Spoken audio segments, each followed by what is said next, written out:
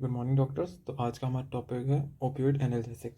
तो opioid analgesic वाले जो ग्रुप की ड्रग हैं उनके डिफरेंट एक्शन होते हैं, डिफरेंट यूजेस होते हैं। जैसे कि अपन इसको कैसे इसको बहुत जगह यूज एनाल्जेसिक एनाल्जेसिक की तरह यूज़ कर सकते हैं। अपन एनेस्थेटिक मेडिसिन में दे सकते हैं, प्री और पोस्ट दोनों में।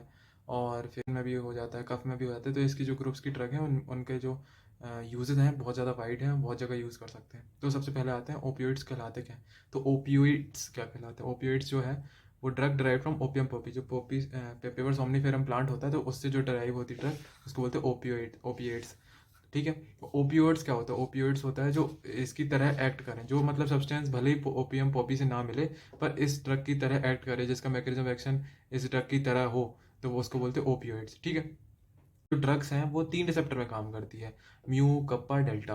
म्यू कप्पा डेल्टा पे तो जो म्यू होता है, अगर म्यू को अपन एक्टिवेट कर देंगे तो उसके एनाल्जेसिक एक्शन आएगा। ठीक है। फिर रेस्पिरेटरी डिप्रेशन होगा, डिपेंडेंस हो सकती है, यूफोरिया होगा, sedation, miosis, GI motility decrease होगी। तो ये सब होता है म्यू रिसेप्टर को अगर अपन वो करें, स्टिमुलेट करें। फिर आते हैं कप्पा। कप्पा में एनाल्जेसिया, रेस्पिरेटरी डिप्रेशन तो होगा ही, पर डिस्फोरिया, डिस्फोरिया मतलब अनहैप्पीनेस टाइप के ऐसा। फिर साइकोमेमेटिक इफेक्ट, तो ये साइकोसिस के चांस को बढ़ा देगा। अगर ये ड्रग्स ली तो साइकोसिस हो सकती है।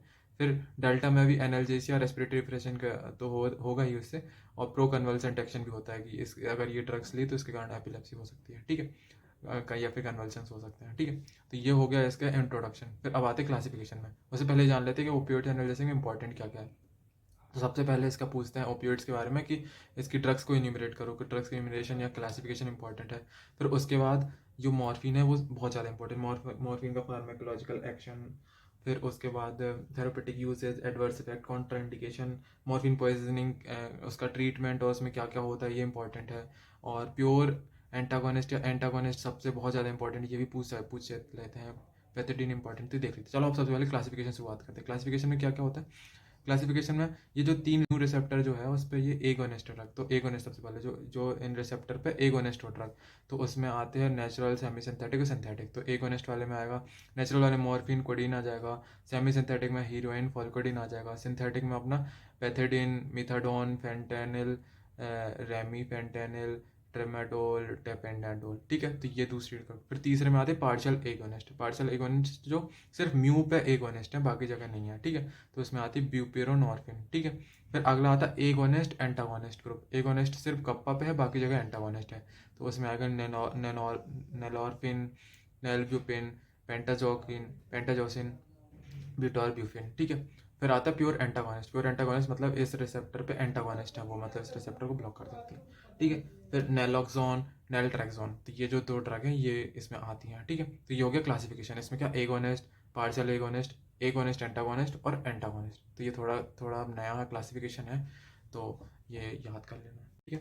फिर उसके बाद आते हैं अपन इसके फार्माकोलॉजिकल एक्शन में और मैकेनिज्म एक्शन में। ठीक है। सबसे पहले मैकेनिज्म एक्शन में क्या कि they act on mu kappa delta receptor located at. तो कहाँ कहाँ लोकेट होता है? जैसे स्पाइनल नर्व में, सुप्रा स्पाइनल नर्व कहाँ कहाँ? Medulla, medulla oblongata, mid brain, limbic system, cortical areas. Peripheral nerves में भी एक्ट कर सकते हैं। तो ये जो जहाँ भी ये तीनों रिसेप्टर प्रेजेंट होंगे इन तीनों जगह पे, यहाँ पर ये ड्रग एक्ट करेगी और यहाँ से एक्शन आएगा। ठीक है। Pharmacological action. फार्माकोलॉजिकल एक्शन में अब अलग अलग इफेक्ट, जैसे सीएनएस पे क्या क्या इफेक्ट होगा। तो सीएनएस पे अपन डिप्रेसेंट इफेक्ट भी होता है और स्टिमुलेंट इफेक्ट भी। मेनली जो होता है वो डिप्रेसेंट इफेक्ट होता है, स्टिमुलेंट इफेक्ट कम होता है। तो डिप्रेसेंट इफेक्ट में सबसे पहले आता है एनाल्जेसिया इफेक्ट। तो एनाल्जेसिक इफेक्ट कैसे आता है? थ्रो म्यू रिसेप्टर को स्टिमुलेट करेगा और उससे क्या होगा? It decreases excitatory neuro from primary pain afferent. जो पेन के सेंसेशन ले जा रहे हैं जो एफरेंट न्यूरॉन्स, उसमें जो एक्साइटेटरी न्यूरो है जो कि सब्सटेंस पी है, उसको इनिबिट करता है, उसके उसके रिलीज को डिक्रीज करता है। कहाँ पे? सब्सटेंशियल जेलेटिनोस में। और क्या करेगा? Alter transmission of pain impulse की जो ट्रांसमिशन उसको घटाएगा, और जो एक्साइटेटेड न्यूरो जो कि पेन इम्पल्स ले जा रहा था उसको घटाएगा। तो ऐसे क्या हो जाएगा? एनाल्जेसिक इफेक्ट हो जाएगा, पेन कम हो जाएगा। तो जो मॉर्फिन है वो बहुत ही ज़्यादा एफिकेशियस एनाल्जेसिक है, तो मॉर्फिन को अपन एनाल्जेसिक की तरह यूज़ करते हैं। फिर मॉडरेट डोज में ये डल पेन और कंटिन्यूस पेन को रिलीव करता है, और लार्ज डोज में अपन देंगे तो सब पेन को रिलीव करेगा। ठीक है। फिर आता है दूसरा यूफोरिया। यूफोरिया में फीलिंग ऑफ वेलबिंग। तो अगर ये अपन ड्रग ले रहे हैं तो सीएनएस में डिप्रेसेंट इफेक्ट करेगा। होता है अपना रेस्पिरेटरी डिप्रेशन। रेस्पिरेटरी डिप्रेशन में क्या होता है कि रेस्पिरेटरी सेंटर जो होता है उसको ये इनिबिट करता है, जिसके कारण क्या होता है कि पर्सन का जो रेस्पिरेटरी सेंटर है वो इनिबिट हो जाता है, रेस्पिरेटरी डिप्रेशन हो जाता है। और जो मोस्ट कॉमन कॉज है डेथ का जो कि मॉर्फिन की पॉइजनिंग से, वो है रेस्पिरेटरी डिप्रेशन। फिर अगला आता है कफ सप्रेशन। जो कफ सेंटर है अपने मेडुला ऑब्लंगेटा में, उसको भी इनहिबिट करेगा तो कफ सप्रेस कर देगा। हाइपोथर्मिया, हाइपोथैलेमस में जो टेम्परेचर का सेंटर है उसको उसका डिप्रेस करेगा तो उससे हाइपोथर्मिया हो जाएगी। तो ये इफेक्ट है अपने डिप्रेसेंट इफेक्ट। कौन कौन से? Analgesic effect, euphoria, sedation, respiratory depression, cough suppression और हाइपोथर्मिया। तो ये किसके कारण है?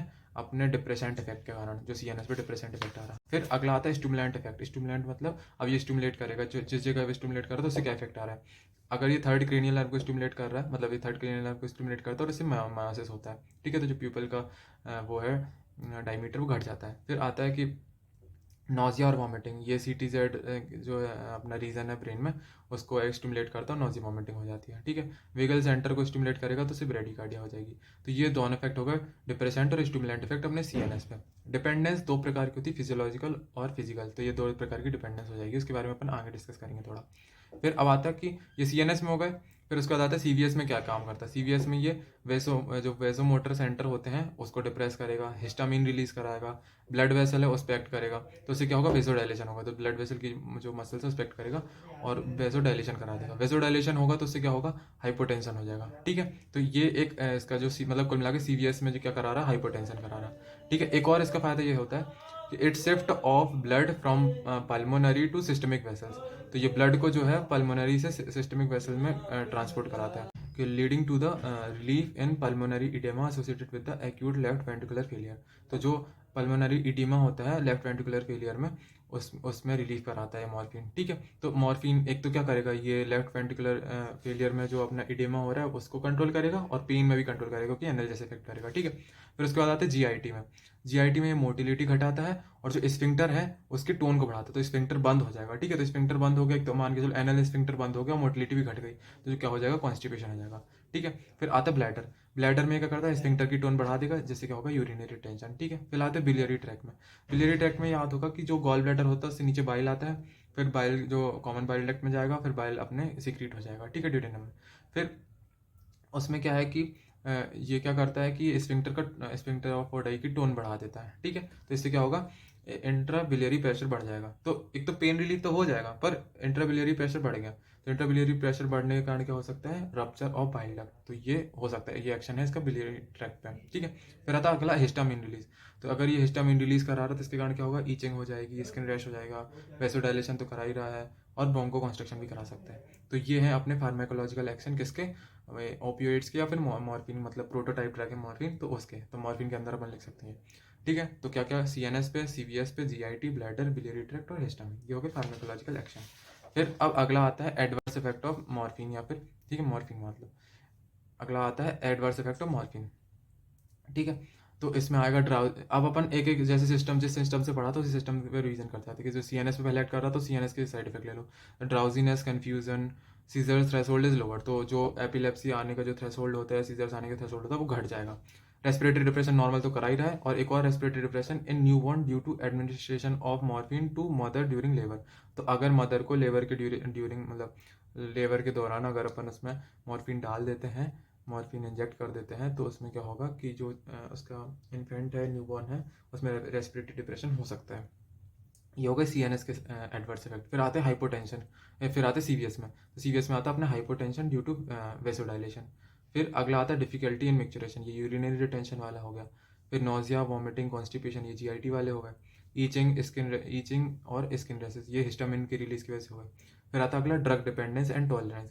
टॉलरेंस मतलब ऐसा कि अगर मान के चलो कोई एडिक्ट है, वो 2 mg मॉर्फिन ले रहा है, तो शुरू में तो जो उसके इफेक्ट हैं सिडेशन वाले, ये सब वाले, जिसकी उसको मजा आ रहा है, यूफोरिया वाले, तो पहले 2 mg पे एक्ट कर रहा था, फिर वो टॉलरेट हो जाएगा उससे, फिर उसको 5 mg लेना पड़ेगा, फिर 5 mg के लिए टॉलरेट हो जाएगा, फिर 10 mg, तो उसको बोलते हैं टॉलरेंस। फिर आता है ड्रग डिपेंडेंस। ड्रग डिपेंडेंस मतलब कि वो एडिक्ट हो चुका है उस ड्रग के लिए, तो ऐसे उसमें दो प्रकार की, फिजिकल और फिजियोलॉजिकल। अब फिजिकल मतलब कि अगर वो ड्रग छोड़ दे, ड्रग अगर छोड़ देगा तो उसमें विड्रॉवल सिम्टम्स आएंगे, तो वो आता है अपना फिजिकल डिपेंडेंस। फिजियोलॉजिकल, वो इसके दिमाग में ऐसा बैठा रहता है कि अगर हम ये ड्रग नहीं लेंगे तो हम मतलब चलेगा नहीं, बिल्कुल ऐसे फिजियोलॉजिकल है वो, ठीक है। तो उसमें तो क्रेविंग होती रहती है, तो associated with the intense craving for drug, ठीक है। जबकि फिजिकल में ऐसा है कि अगर वो ड्रग छोड़ देगा तो उसमें विड्रॉवल सिम्टम्स आने लगेंगे।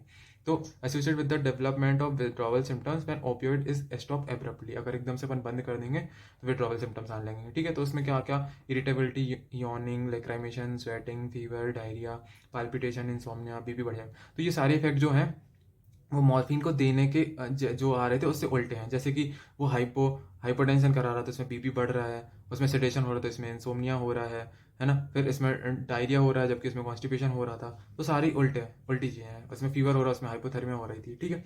तो ये सब चीज़ें होती हैं विड्रॉवल सिम्टम्स में, ठीक है। फिर आते क्या अपन मॉर्फिन की डिपेंडेंस को ट्रीट कैसे करेंगे, ठीक है। तो सबसे पहले क्या करेंगे, हॉस्पिटलाइजेशन ऑफ पेशेंट, फिर ग्रेजुअल विड्रॉवल ऑफ मॉर्फिन, पहले उसको एडमिट कर लेंगे, फिर उसके बाद जो मॉर्फिन है उसको अपन ग्रेजुअली कम कर लेंगे। फिर अगर मॉर्फिन कम कर लिया तो उसके बाद अब क्या होगा कि इसमें विड्रॉवल सिम्टम्स आते हैं, तो उसके लिए अपन को सब्सटीट्यूशन देना पड़ेगा। तो सब्सटीट्यूशन थेरेपी विद, वो सब्सटीट्यूशन थेरेपी की तरफ अपन मतलब थेरेपी में देंगे। जो मेथाडोन है वो क्या है, ओरली इफेक्टिव है, लॉन्गर ड्यूरेशन ऑफ एक्शन है। अब लॉन्गर ड्यूरेशन ऑफ एक्शन है तो इससे वो पर्सन जो है वो एडिक्ट नहीं कर सकता। जैसे कि मान के चलो आज मेथाडोन का इंजेक्शन लगाया तो शाम तक इफेक्ट आ रहा है, तो मतलब कुल मिला के वही जो मॉर्फिन जो इंजेक्ट करते हैं तो एकदम से उनको तुरंत किक आती है, तो वो नहीं होगा, तो लॉन्गर ड्यूरेशन ऑफ एक्शन और एकदम बाद में इफेक्ट आता है। विड्रॉवल सिम्टम्स इसमें माइल्ड है तो भी दिक्कत की बात नहीं है। और 1 मिलीग्राम जो मेथाडोन है वो 4 मिलीग्राम मॉर्फिन को सब्सटीट्यूट कर सकता है, ठीक है। तो अब अपन ने क्या किया, मॉर्फिन की जगह मेथाडोन देना चालू कर दिया। फिर मेथाडोन को भी अपन धीरे धीरे घटा लेंगे, है ना। Completely stop with in 10 days, 10 दिन के अपन एकदम मेथाडोन पूरा घटा देंगे, ठीक है। अब क्या, रिलैप्स से बचाने के लिए, अब जैसे मिथाडोन, जैसे अब मॉर्फिन जो डिपेंडेंट पेशेंट आया उसको अपन ने पूरा ट्रीटमेंट दिया और अब उसको अपन ने घर भेज दिया, तो अगर अब वो फिर से मॉर्फिन लेने लगेगा तो फिर अपना पूरा पूरा जितनी मेहनत थी सर वो बर्बाद हो जाएगी। तो अपन उसको क्या दे देंगे, प्योर ओपोइड एंटागोनिस्ट, जो कि नैलट्रेक्सोन है। तो अगर अपन इसको ये दे देंगे तो ये क्या कर देगा, जो जितने भी म्यू, कप्पा और डेल्टा रिसेप्टर है उसको ब्लॉक कर देगा। तो अगर वो अब मॉर्फिन या फिर कुछ इंजेक्ट भी करेगा तो वो असर नहीं करेगा। तो ये रिलैप्स को प्रिवेंट करने के लिए अपन प्योर ओपियोइड एंटागोनिस्ट देते हैं। और उसके बाद अपन और क्या कर सकते हैं, इसमें साइकोथेरेपी, कम्युनिटी ट्रीटमेंट या रिहेबिलिटेशन, ये सब करके अपन उसको ट्रीट कर सकते हैं। तो ये अपना है ट्रीटमेंट ऑफ मॉर्फिन डिपेंडेंस, ठीक है। फिर अगला आता है, अगला इफेक्ट, एडवर्स इफेक्ट है मॉर्फिन पॉइजनिंग। मॉर्फिन पॉइजनिंग में क्या होता है, सबसे पहले कैरेक्टरिस्टिक ट्राइड क्या होता है मॉर्फिन पॉइजनिंग में, respiratory depression, pinpoint pupil और कोमा। ये 3 अगर चीज़ें हैं तो पक्का मॉर्फिन पॉइजनिंग है। इसी की तरह अपनी उसमें पहले अपन ने पढ़ा था कौन सी, वैसी एएनएस में ऑर्गेनोफॉस्फेट पॉइजनिंग होती है, ठीक है। तो इसमें जो ट्राइड है वो respiratory depression, pinpoint pupil और कोमा। और साइन सिम्टम्स क्या क्या हो सकते हैं, cyanosis, hypotension, shock, convulsion of lucidity, ये सब इसके साइंस हैं अपने मॉर्फिन पॉइजनिंग के, ठीक है। तो अब मॉर्फिन पॉइजनिंग हो चुकी है, फिर अपन उसको ट्रीट कैसे करना है। सबसे पहले हॉस्पिटलाइजेशन कराएंगे पेशेंट का, उसका एयर वे, ब्रीथिंग, सर्कुलेशन मेंटेन करेंगे, वेंटिलेटरी सपोर्ट में उसको रखना पड़ेगा। फिर गैस्ट्रिक लवाज करेंगे विद KMNO4, ठीक है। अगर मतलब मान के चलो मॉर्फिन उसने IV भी ली है तब भी अपन को गैस्ट्रिक लवाज करना है, ठीक है। फिर अपन देंगे एंटीडोट नैलोक्सोन 0.4 से 0.8 milligram IV dose, repeated till respiration become normal, ठीक है। तो जो पेशेंट आएगा उसमें रेस्पिरेटरी डिप्रेशन हो रखा होगा क्योंकि मॉर्फिन की पॉइजनिंग हो रही, मॉर्फिन उसने ओवरडोज कर रखा है ना। तो जब तक अपन नैलोक्सोन देंगे जब तक उसकी रेस्पिरेशन है वो नॉर्मल ना हो जाए, ठीक है। तो ये हो गया इसके एडवर्स इफेक्ट में। फिर अब अगर अगला आते हैं अपन, तो नेक्स्ट है हमारा कॉन्ट्राइंडिकेशन। कॉन्ट्राइंडिकेशन में अपन को इसको हेड इंजरी में नहीं देना। हेड इंजरी में क्यों नहीं देना है, क्योंकि अगर हेड इंजरी है उसमें तो अगर अपन मॉर्फिन देंगे तो वो कराएगा रेस्पिरेटरी डिप्रेशन, उससे CO2 का लेवल बढ़ेगा, सेरेब्रल वैसोडाइलेशन होगा और इंट्राक्रेनियल टेंशन बढ़ जाएगी, ठीक है। तो उससे हेड इंजरी में दिक्कत हो सकती है। फिर अगला, जो मॉर्फिन देंगे तो उससे मायोसिस, वॉमिटिंग, मेंटल कन्फ्यूजन होती है ना। तो अब इसका, इस लाइन का मतलब समझना, by morphine interfere with assessment of progress in head injury cases. तो अगर ये तीनों चीज़ें हो रही मॉर्फिन देने से तो अपन कोई ड्रग्स देते हैं, तो अपन पता उसी से करते हैं, प्यूपिल के डायलेशन से पता करेंगे कि ड्रग काम कर रही है नहीं कर रही है। तो पर अगर मायोसिस हो रखी है मॉर्फिन ने तो वो इंटरफेयर करेगा अपन को पता करने में कि अपन ने जो हेड इंजरी में दवाइयाँ दी हैं वो काम कर रही हैं या नहीं कर रही हैं। तो इसलिए अपन हेड इंजरी में मॉर्फिन कॉन्ट्राइंडिकेटेड होता है, ये भी इंपॉर्टेंट है। फिर आता है ब्रोंकियल अस्थमा। मॉर्फिन देंगे तो वो हिस्टामिन रिलीज कराएगा जिससे होगा ब्रोंकोस्पाज्म। तो क्या बोलते हैं अपन, ब्रोंकियल अस्थमा में दिक्कत हो सकती है। COPD में भी यही कि दिक्कत हो सकती है। फिर हाइपोटेंसिव स्टेट में नहीं देंगे क्योंकि वैसे ही हाइपोटेंशन करा रहा है ये, तो और दिक्कत हो सकती है। हाइपोथायराइडिज्म, हाइपोपिट्यूटरिज्म में नहीं देंगे। फिर इन्फेंट और एल्डरली में नहीं देंगे क्योंकि ज़्यादा प्रोन होते हैं रेस्पिरेटरी डिप्रेशन से, तो इनमें दिक्कत हो सकती है। अगला है अनडायग्नोस्ड एब्डोमिनल पेन में भी नहीं देंगे। क्यों, अगर if morphine is given before diagnosis, अगर अपन ने डायग्नोसिस मतलब सही से नहीं किया उसके पहले दे दिया, ठीक है, तो पेन को बंद कर देगा, ठीक है। मान के चलो ये जो पेन था वो किसकी वजह से था, पिलियरी कोलिक की वजह से था। बाइल है वो सिक्रीट नहीं हो पाता है, ठीक है। तो बाइल इकट्ठा होता है तो उससे पेन होता है। तो ये क्या कराएगा, कि जो वो है स्फिंक्टर ऑफ ओटाई उसको कॉन्स्ट्रिक्ट करा देगा, तो जो बाइल है वहाँ इकट्ठा होता रहेगा ट्यूब में, ठीक है। तो उसके कारण क्या हो सकता है, इंट्राबिलियरी प्रेशर बढ़ेगा और उससे रप्चर हो सकती है बाइल डक्ट, तो और भी दिक्कत की काम है। तो इसलिए अपन अनडायग्नोस्टेड एब्डोमिनल पेन में नहीं देंगे, है ना। फिर अगला आता है यूजेस में, थेरेपेटिक यूजेस आते हैं। थेरेपेटिक यूजेस एनाल्जेसिक तो है, morphine and other opiates potent and efficacious analgesic, तो ये जो है एफिकेसियस एनाल्जेसिक है, ठीक है। फिर सीवियर पेनफुल कंडीशन में काम आ सकता है, जैसे M I, burns, pulmonary embolism, fracture of long bones, ये सब जो पेनफुल कंडीशन है इसमें आप मॉर्फिन दे सकते हैं जिससे कि पेन मास्क हो जाए। Also use to control severe pain and terminal stage of cancer, terminal stage of cancer के पेन में भी काम आता है, ठीक है। फिर दूसरा यूज आता है pre anaesthetic medication, use half an hour before anaesthesia because of sedation, analgesic and euphoria effect, ठीक है। तो अपन इसे प्री एनेस्थेटिक मेडिकेशन की तरह काम में ले सकते हैं एनेस्थीसिया देने के पहले, ठीक है। फिर एक और एक्यूट पल्मोनरी इडेमा, ये अपन ने देखा था जो लेफ्ट वेंट्रिकुलर फेलियर होता है तो उसमें पल्मोनरी इडेमा होता है, तो उसके काम में आ रहा था मॉर्फिन। तो आईवी मॉर्फिन रिलीज ब्रीथिंग, क्यों कैसे कि पहला काम क्या करेगा, shift blood from pulmonary to systemic circulation, तो इडेमा कम कर देगा। रिड्यूस प्रीलोड, प्रीलोड कम करता है ना, by peripheral vasodilation, peripheral vasodilation करा देगा तो ब्लड ब्लड जो है वहाँ वहाँ चला जाएगा, इससे प्रीलोड कम हो जाएगा। फिर रिड्यूस एंजाइटी और फियर, तो जैसे एम का जो पेन होता है ये सब होता है, तो जो आदमी होता है उसको एकदम डर होता है कि मर ना जाऊँ जैसे, तो वो पेन भी कम कराता है और एंजाइटी फियर को भी कम कराता है। तो ये मॉर्फिन के कुछ यूजेस हैं, और भी कुछ ऑपिएट्स हैं उनके यूज़ देख लेते हैं। कफ में कोडीन, डेक्स्ट्रो मिथॉर्फोन, ये काम में आता है। सप्रेस, ये ड्राई कफ को सप्रेशन करता है, वो कफ सेंटर को सप्रेस करके काम करता है, ठीक है। फिर आता है डायरिया, डायरिया में लोपिरामाइड एंड डाइफिनॉक्सिलेट, तो डायरिया का अपन ने देखा था कॉन्स्टिपेशन कराते हैं ओपिएट्स, तो डायरिया में काम आ जाएगा, तो use in symptomatic treatment of diarrhoea, ठीक है। तो ये था अपना थेरेपेटिक यूजेस के बारे में। अब अपन देखते हैं अलग अलग ड्रग्स के बारे में जो कि इंपॉर्टेंट है, ठीक है। नेक्स्ट आते हैं ड्रग्स में, अपन एक एक करके ये सारी ड्रग्स देखते हैं। सबसे पहले अपन देखते हैं कोडीन। कोडीन क्या है, codeine has analgesic and cough suppressant effect, ठीक है। तो अपन इसको ओरली देते हैं, कब सप्रेसेंट इफेक्ट होता है इसका, ठीक है। फिर इसको अगर मॉर्फिन से कंपेयर किया जाए तो less potent and less efficacious as an analgesic, it has less respiratory depressant effect, तो इसका जो डिप्रेसेंट इफेक्ट है रेस्पिरेटरी वो कम है उससे, मॉर्फिन से पोटेंट भी कम है ये, और जो कॉन्स्टिपेशन है वो भी कम कराती है, इसकी एडिक्शन लाइबिलिटी भी कम है उससे मॉर्फिन से, ठीक है। और ये सिलेक्टिव कब सप्रेसेंट इफेक्ट है इसमें, है ना, कि ये कब सप्रेस करने के ही काम आती है, ठीक है। तो ये ड्राई कर्व को सप्रेस कर सकती है, ठीक है। अगला आता है potentiate analgesic effect of aspirin and paracetamol, ठीक है। तो एनाल्जेसिक इफेक्ट जो होता है एस्पिरिन और पैरासीटामोल को उसको बढ़ाती है, पोटेंशिएट करती है, ठीक है। तो ये था अपना कोडीन में। फिर अगला आता है पैथिडिन। पैथिडिन क्या है, पैथिडिन इज अ सिंथेटिक ओपियोइड सबसे पहले, ठीक है, सिंथेटिक में आता है। फिर इसमें सब एंटीकोलिनर्जिक एक्शन है, कुछ एंटीकोलिनर्जिक एक्शन है जिसके कारण क्या होगा, ड्राई माउथ, टेकिकार्डिया, ये सब हो सकता है, ठीक है। फिर इसके एडवर्स इफेक्ट में देखें, it can cause tremor, hallucination, muscle twitches and rarely conversion, तो ये सब हो सकता है इससे पैथिडिन से। फिर अगला आता है डाइफिनॉक्सिलेट। डाइफिनॉक्सिलेट क्या है, ये किसके काम में आ रहा था, अभी अपन ने देखा था डायरिया की ट्रीटमेंट में काम आ रहा था। लोपिरामाइड था, ये भी डायरिया की ट्रीटमेंट में काम आ रहा था। क्या था, क्या ये जीआई की मोटिलिटी घटाएगा और एनएल स्फिंक्टर की टोन को बढ़ाएगा, जिससे क्या होगा कि वो जो है स्टूल वो पास नहीं होगा, तो डायरिया जो है वो ट्रीट कर सकता है। तो ये सिम्टोमेटिक रिलीफ ऑफ डायरिया में काम आ सकता है, ठीक है। साइड इफेक्ट क्या है इसके, कॉन्स्टिपेशन एंड एब्डोमिनल क्रैम्प्स, ठीक है। फिर अभी और आगे ड्रग्स में आते हैं। अगला आता है मीथाडोन। मीथाडोन अपना म्यू रिसेप्टर में काम करता है और जो इसका एक्शन है मॉर्फिन के जैसा ही है, ठीक है। तो जब मॉर्फिन डिपेंडेंस या मॉर्फिन टॉलरेंस हो जाती है तो अपन ने देखा था कि मीथाडोन को यूज़ कर रहे थे, ठीक है। तो विड्रॉवल सिम्टम्स में बहुत कम होते हैं मीथाडोन में कंपेयर टू मॉर्फिन, और 1 मिलीग्राम मीथाडोन जो होता है वो 4 मिलीग्राम मॉर्फिन को सब्सटीट्यूट कर सकते हैं, ठीक है। फिर जितने भी उसके क्या बोलते हैं वो हैं एक्शंस हैं सब मॉर्फिन के जैसे ही हैं, है ना, एडवर्स इफेक्ट भी मॉर्फिन के जैसे ही हैं, ठीक है। फिर आते हैं ट्रामाडोल। ट्रामाडोल में अपना क्या है कि ये भी मॉर्फिन के जैसा है पर इसकी जो एफिकेसी है वो कम है, ठीक है। पर फिर अब इसमें यूजेस में आते हैं, यूजेस में moderate pain due to trauma and surgery and cancer pain, ये सब इसमें काम आता है ट्रामाडोल, ठीक है। और एडवर्स इफेक्ट भी अपन ने जो डिस्कस करे थे मॉर्फिन के लिए उसी के जैसे ही हैं इसमें, और सीजर्स भी आ सकता है। अगला आता है फेंटेनिल। फेंटेनिल में क्या होता है कि इसका भी जो एक्शन है वो मॉर्फिन के जैसे ही है, ठीक है, बट ये शॉर्ट एक्टिंग होता है, ठीक है। और इसमें सारे एक्शन मॉर्फिन के जैसे हैं, बस एनाल्जेसिया और रेस्पिरेटरी डिप्रेशन जो है वो 80 से 100 गुना ज़्यादा है मॉर्फिन से, ठीक है। सारे एक्शन सेम है, पर जो एनाल्जेसिया और रेस्पिरेटरी डिप्रेशन है वो ज़्यादा है इसमें, ठीक है।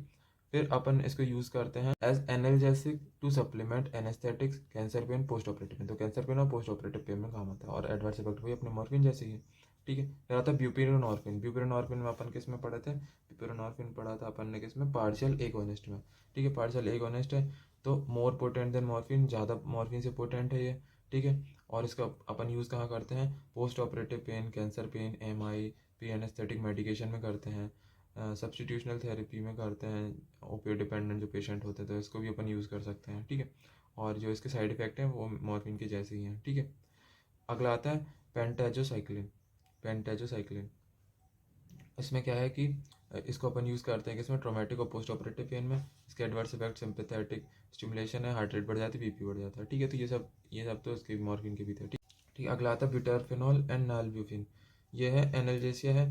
ठीक है, और पोस्ट ऑपरेटिव पेन में काम करेगा, और कार्डियक स्टिमुलेशन और सेडेशन इसके जो है साइड इफेक्ट है। ठीक है, अगला आता है ओपियोइड एंटागोनिस्ट। ओपियोइड एंटागोनिस्ट जो होते हैं वो ड्रग हैं, इनकी एंड कोई भी एगोनिस्ट एक्टिविटी नहीं होती। जो बाकी क्लासिफिकेशन अपन ने देखा था उसमें कुछ एगोनिस्ट एक्टिविटी थी, पार्शियल एगोनिस्ट था, ठीक है, या एगोनिस्ट एंटागोनिस्ट था, पर इसमें एक भी एगोनिस्ट एक्टिविटी नहीं है, पूरी तरह से एंटागोनिस्ट है। ठीक है, तो ये जो है ये जो ओपियोइड्स है इसका पूरा इफेक्ट इसको रिवर्स कर देता है ये। ठीक है, तो अगला आता है, तो इसमें आते हैं कि नैलोक्सोन और नेलट्रेक्सोन दो ड्रग्स आती हैं। ठीक है, तो नैलोक्सोन के बारे में जानते हैं सबसे पहले कि main therapeutic use of naloxone is for treatment of morphine and other opioid poisoning. तो अगर मॉर्फिन और कोई ओपियोइड पॉइजनिंग हो गई तो इसको अपन देते हैं। ठीक है, in treatment of opioid overdose. ठीक है, ये भी हो गया।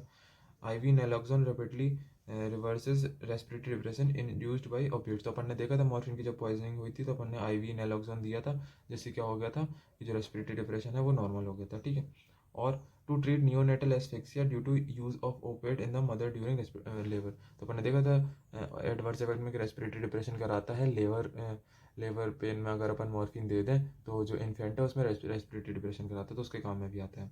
फिर आता है नेलट्रेक्सोन। नेलट्रेक्सोन का क्या है? It is orally more potent and has longer duration of action than naloxone. ठीक है, तो नैलोक्सोन से ज़्यादा इसका वो है एक्शन ऑफ ड्यूरेशन। ठीक है, फिर नेलट्रेक्सोन जो है वो क्या करता है, वो ओपियोइड ब्लॉकेट थेरेपी में देते हैं जिससे कि रिलैप्स ना हो। तो ये नेलट्रेक्सोन क्या करेगा कि सारे रिसेप्टर को ब्लॉक कर देगा। फिर अगर वो मॉर्फिन वापस से भी लेता है तो मॉर्फिन काम नहीं करेगा, उसको किक नहीं आएगी या फिर उसको मज़ा नहीं आएगा, तो जिससे मॉर्फिन वापस नहीं लेगा। ठीक है, उसको और क्या यूज़ करते हैं? Use in the treatment of alcoholism, जिससे कि ये वो अर्ज रिड्यूस करता है एल्कोहल लेने की। ठीक है, तो ये था अपना ओपियोइड एंटागोनिस्ट में। ठीक है, थैंक यू।